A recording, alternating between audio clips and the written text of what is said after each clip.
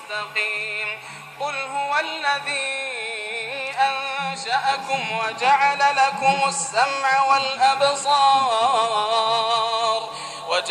لكم السمع والأبصار والأفئدة قليلا ما تشكرون قل هو الذي ذرأكم في الأرض وإليه تحشرون ويقولون متى هذا الوعد إن كنتم صادقين قل إنما العلم عند الله وإنما أنا نذير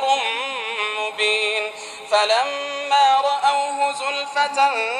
سيئت وجوه الذين كفروا وقيل هذا الذي كنتم به تدعون قل أرأيتم إن أهلكني الله ومن معي أو رحمنا فمن